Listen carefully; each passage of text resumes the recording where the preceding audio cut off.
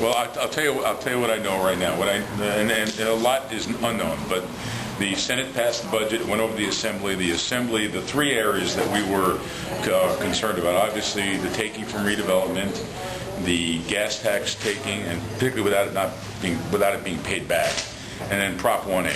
And if you add that all up, it came out to something on the order of $43 million, about a $16 or $17 million hit to the general fund.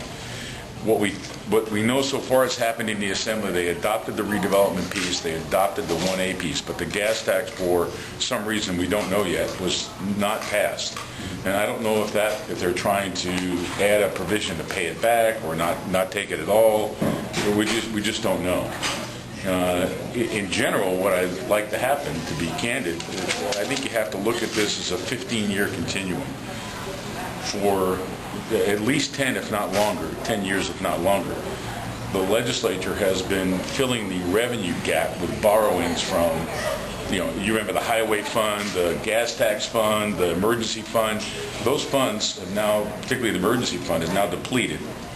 So what they've been doing, instead of making cuts in their structural problem, they have been, in effect, adding to revenue by borrowing, and with other gimmicks like the payday on July 1 instead of June 20. And they've kind of run out of places to borrow. Instead of changing tactics and recognizing you have to change things structurally, they continue with the same pattern. Now they're going to local government and borrowing money from local government. And obviously we're concerned about that. We have about a $40 million in cuts we have to make.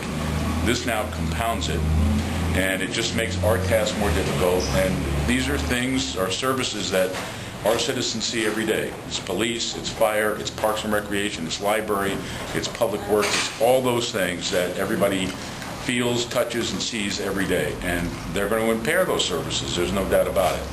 So what I'd like to see is I'd like to see the state government do what any individual or family or business would do, is basically make your structural change now, because by kicking the can down the road, you've made it worse and larger problem. And it's tough, but you're going to have to make your cuts and live within your means now.